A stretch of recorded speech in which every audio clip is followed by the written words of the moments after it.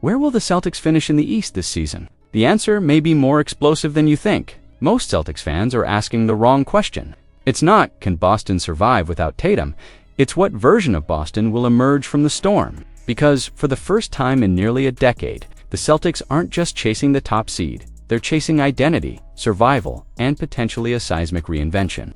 And very few people are ready for what could happen next. Let's start with the brutal truth. Vegas dropped the Celtics over under 243.5 wins this summer, tying them for the 7th spot in the East, alongside the 6th. That alone should set off alarms. A team that dominated the NBA just a season ago, now lumped into the mid-tier. That's not just a drop, that's a collapse. But the number hides something deeper, something most fans haven't yet processed. This isn't just about the loss of Jaylen Tatum, it's about the unraveling of a structure that was built on razor-thin margins and elite cohesion. With Tatum sidelined by a devastating Achilles injury and key contributors like Drew Holiday and Kristaps Porzingis also out, Boston is entering unknown waters.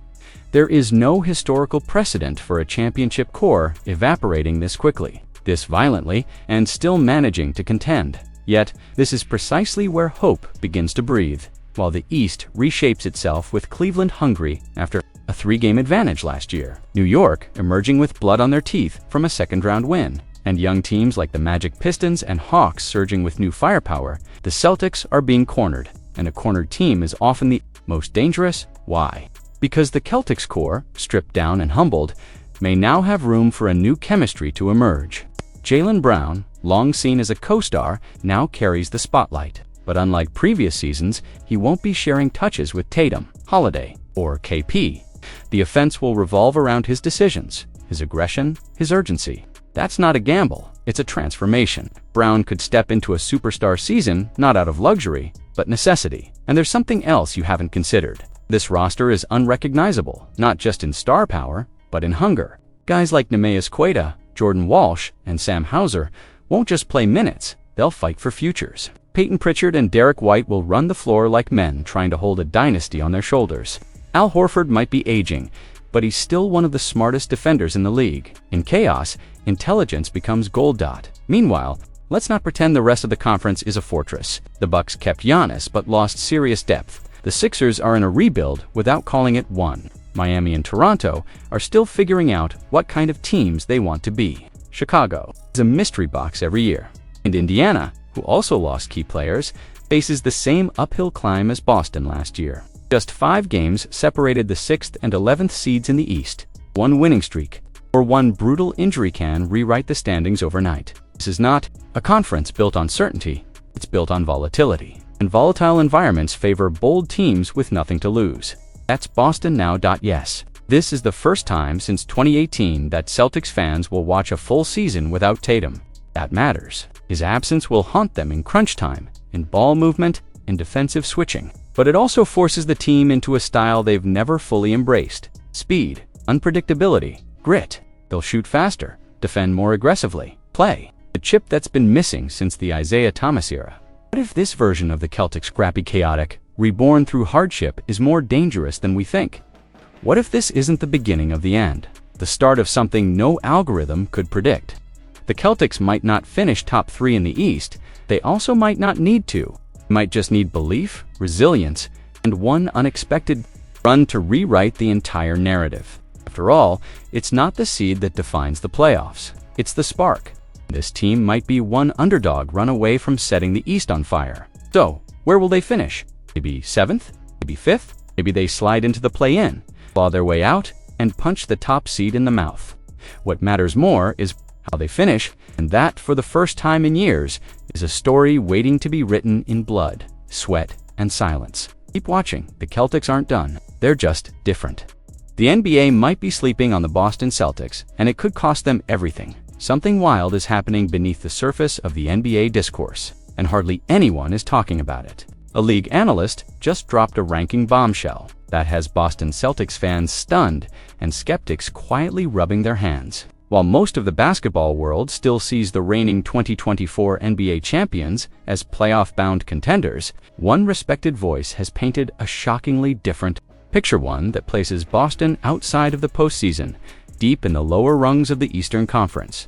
And yet, buried in that projection, lies a twist that might reveal why the Celtics are far more dangerous than people realize. NBA.com's John Schumann recently released his off-season power rankings for the East, and the Celtics were projected to finish 12th, that's not a typo, 12th, behind teams like the Raptors and Bulls, barely, above lottery-bound squads like the Hornets and Wizards. This isn't a hot take tossed out for attention. This is a respected analyst pointing to something that many are afraid to acknowledge, that Boston's frontcourt, without Porzingis, Cornet, and Al Horford, is a glaring vulnerability, especially after Tatum's off-season injury, and yet, while the concern feels logical on the surface, it ignores one essential truth.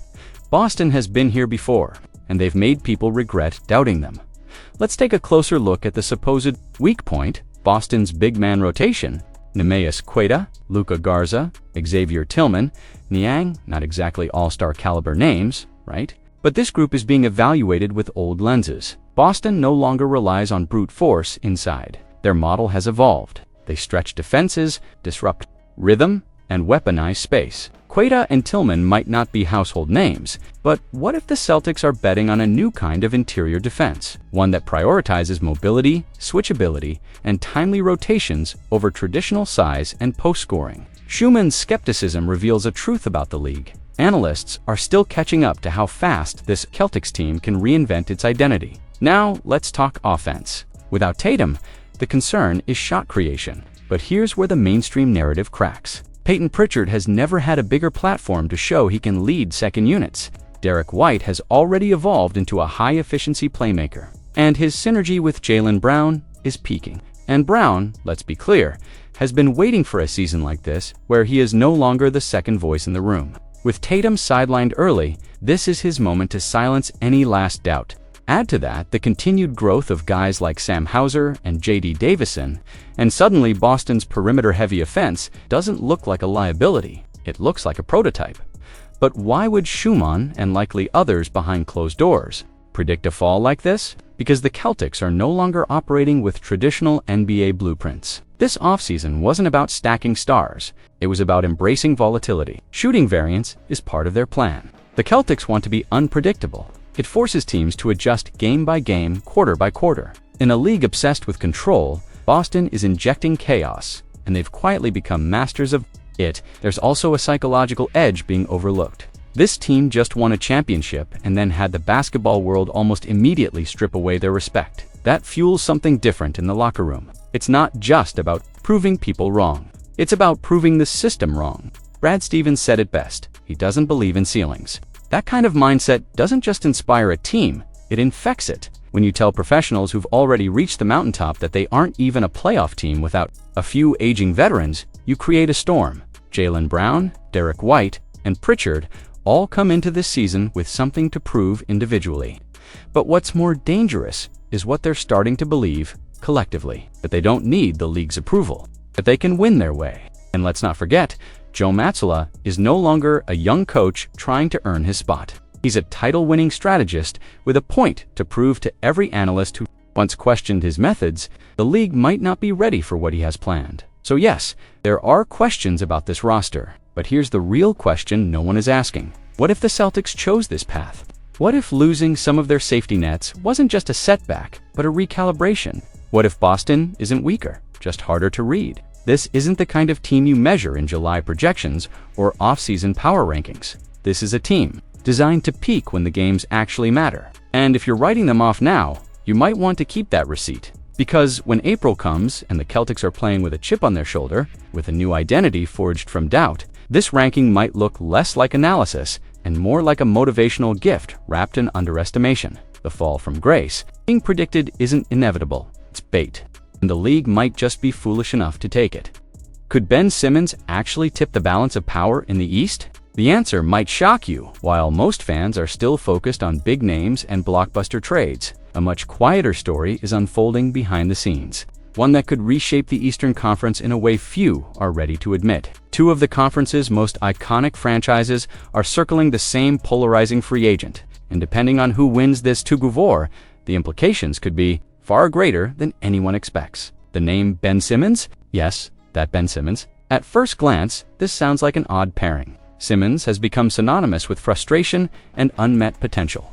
But peel back the obvious layers, and what you'll find is a calculated chess match between two organizations that rarely make moves without a purpose. According to ESPN's Brian Windhorst and SNY's Ian Begley, both the Boston Celtics and the New York Knicks have expressed significant interest in Simmons, and the stakes are higher than they appear. Begley even went so far as to say Simmons is a candidate for the final roster spot in New York, which is curious on its own. Why are two contenders vying for a player who hasn't looked like himself in years? Why now? Here's the part most people are missing. Simmons doesn't need to return to his AONBA form to become a serious asset. All he needs is a defined role, reduced pressure, and the right environment. And while both teams can offer him a platform, only one can offer him what he truly needs: redemption, minutes, and meaning. That team is Boston. The Celtics are in a very specific and rare situation. They're coming off a championship run with a historically dominant core, but their bench rotation is thinner than it's been in years. With the departures of veterans like Luke Kornet and the uncertainty around O'Shea, Brissett, and Xavier Tillman, there's a growing gap in size, versatility, and playmaking off the bench. Simmons, for all his inconsistencies, still brings elite passing vision, defensive instincts, and size at the wing forward spot. Those aren't attributes you can just find sitting on the shelf. Here's another point few have considered. The system is uniquely suited to mask Simmons' flaws. Unlike Brooklyn or Philadelphia, Boston doesn't need him to shoot. They don't need him to score 15 points a night. They need a 6'10" connector who can defend multiple positions, crash the glass, and keep the second unit humming. When staggered with Jaylen Brown or Derek White, Simmons could become the type of utility piece that silently wins playoff games. Not a star, not a savior, a disruptor. Compare that to the Knicks, who already have a logjam of ball-dominant players and a more rigid offensive identity. If Simmons wants usage and freedom, New York can't realistically give it to him. Boston can. And more importantly, Boston needs what Simmons can offer if they want to repeat in a league where the margin for error just keeps shrinking. There's also a psychological layer to this move. Simmons is a player with something to prove, and the Celtics have quietly built a culture of accountability, structure, and second chances. Think about it. Players like Drew Holiday and Kristaps Porzingis reinvented themselves in Boston by embracing what they weren't asked to do. In that sense, Simmons wouldn't be joining a team that needs him to lead. He'd be joining a team that allows him to breathe. His decision, however, is still pending. Some believe he's waiting to see if other teams jump into the race.